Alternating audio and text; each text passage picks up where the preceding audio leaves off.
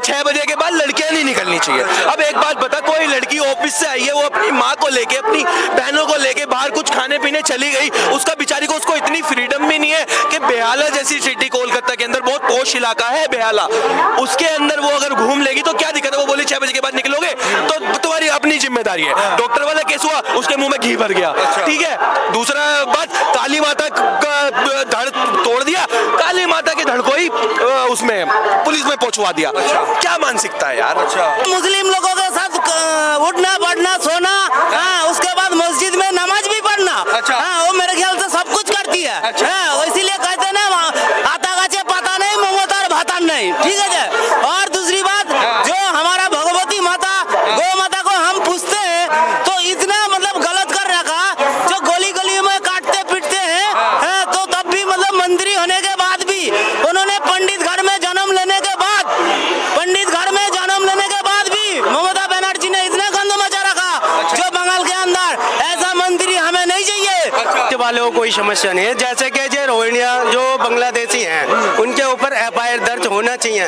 मैं कह रहा हूँ ऐसा कानून बार बार आना चाहिए, ठीक है। और जैसे कि बोलते हैं ना, जैसे ये रोहिंग्या हमारे हिंदू मारे जाते हैं, ये करे जाते हैं कि कोई भी मुसलमान हो अगर यहाँ दिल्ली का क्या मैं परेशान हूँ तो भाई वो मेरे यहाँ पे आके नौकरी कर सकता है। नमस्कार, राष्ट्रधर्म में आपका स्वागत है। देखिए, देश के अंदर SIR प्रक्रिया चल रही है, जिसके बाद देश के अलग अलग नेताओं की अलग अलग बयान आ रहे हैं, इसका विरोध भी किया जा रहा है। आज हमारे साथ देश के युवा हैं, इनसे जानेंगे कि आखिर SIR प्रक्रिया जो है सही है या गलत है। जी भाई साहब, क्या नाम है आपका? मेरा करण चौधरी। अच्छा, तो करण भाई, देखिए जैसे SIR की प्रक्रिया देश के अंदर चल रही है, इसके बारे में आप क्या कहना चाहेंगे? मैं तो यही कहना चाहूंगा, ये जो बांग्लादेशी रोहिंग्या है, 99% है बांग्लादेश के अंदर, 1% हमारे हिंदू भाई है।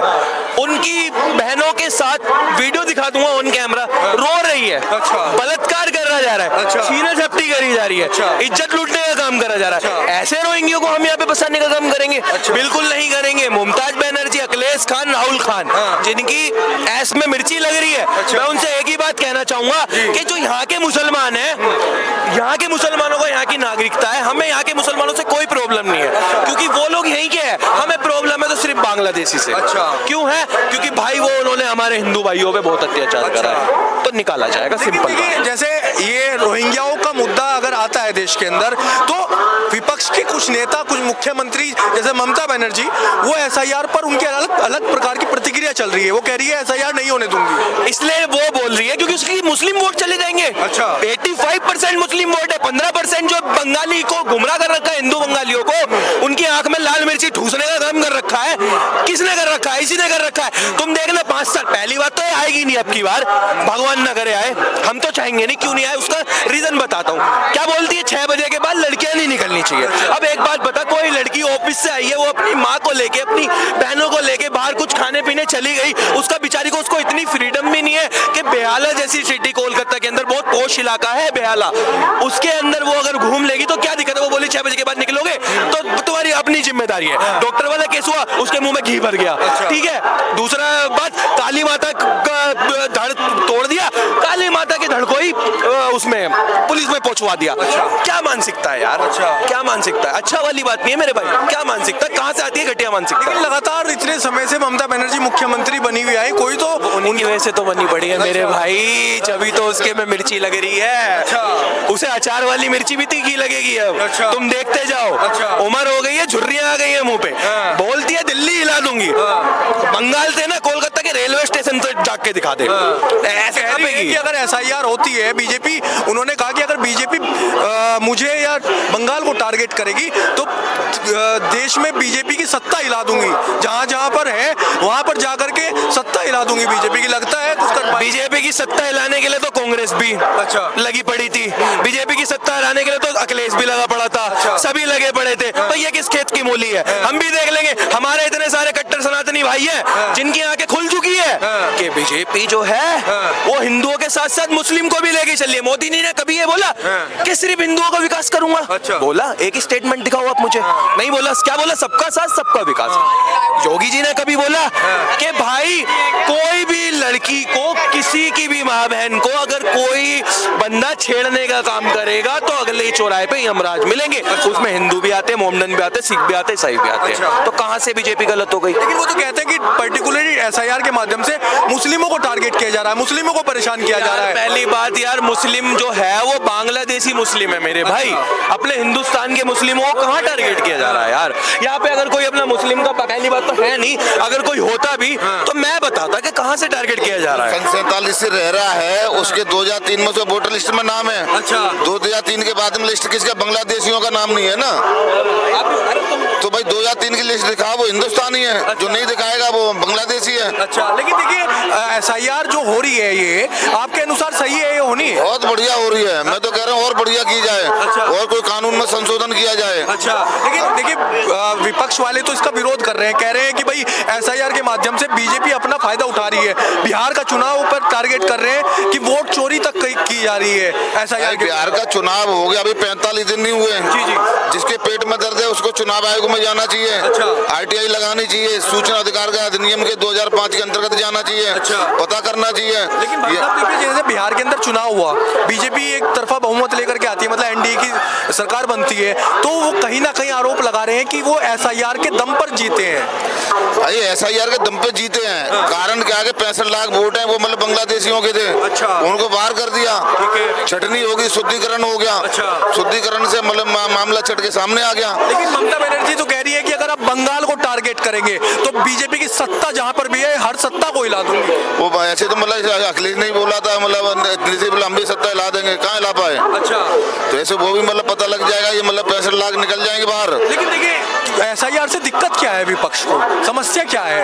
ऐसा ही दर्द है। ये तो खुद हिली हुई है, जो बंगाल में इतना गंद मचा रखा, जो हमारा बंगाल के अंदर इतना गंद मचा रखा, जो हमारा भगवती माता को हम सुबह शाम पूछते हैं और उन्होंने मतलब गली गली में काटते हैं, पीटते हैं, तब भी कुछ नहीं कहते। मुस्लिम लोगों के साथ है वो। और दूसरी बात, अभी वोट आने वाली है तो उसमें साइन बोर्ड में लिखा है ये वोट रोका, ऐसी कुछ लिखा है, अभी से रोका की वो कर रहा है। तो भारत के अंदर हर कोने कोने पे बीजेपी सरकार आना चाहिए।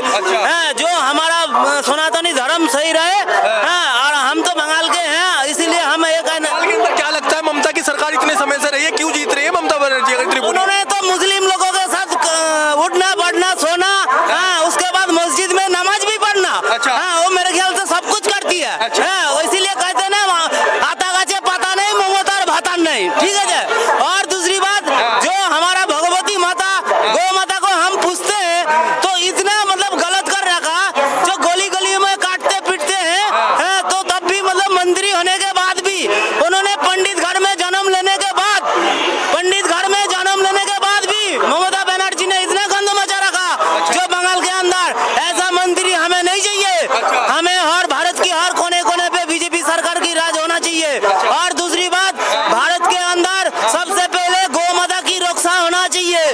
जय श्री राम। चलिए, आप क्या कहते हैं? पहले अपना नाम बताइए। क्या मेरा नाम प्यारे मोहन है। अच्छा, तो प्यारे भाई एक बात बताइए, एसआईआर पर आप कैसे, आपकी विचारधारा क्या है? बहुत अच्छी एफआईआर दर्ज कराए, जैसे कि बंगाल के बंदे ने, जो भाई है हमारा, बोला था जैसे कि हम हिंदू राष्ट्र बनाने की और हिंदू घोषित गाय माता को घोषित करने की तैयारी में लगे हुए हैं। बहुत ही जोरों और शोरों से हिंदू सारे जागरूक हो चुके हैं। अच्छा। ठीक है, जैसे कि मेरे भाई ने बोला, ममता बनर्जी ने बहुत अत्याचार कराए हिंदुओं के ऊपर, जो उसको नहीं कराने चाहिए थी। अगर ममता बनर्जी दिल्ली सरकार में आके दिखाएं और हमारे योगी आदित्यनाथ के खिलाफ में कुछ बोलती हैं तो उसका हम समर्थन देने के लिए योगी आदित्यनाथ का हम सारे हिंदू एकजुट हो जाएंगे। आप एक बात बताइए, एसआईआर होती है देश के अंदर, तो उससे क्या समस्या है? मतलब एसआईआर से विपक्ष वालों को क्या समस्या आ रही है? विपक्ष वालों को कोई समस्या नहीं है, जैसे कि जो रोहिंग्या जो बांग्लादेशी हैं उनके ऊपर एफआईआर दर्ज होना चाहिए। अच्छा। मैं कह रहा हूँ ऐसा कानून बार बार आना चाहिए। अच्छा। ठीक है। और जैसे कि बोलते हैं ना, जैसे ये रोहिंग्या हमारे हिंदू मारे जाते हैं, ये करे जाते हैं, कि कोई भी मुसलमान हो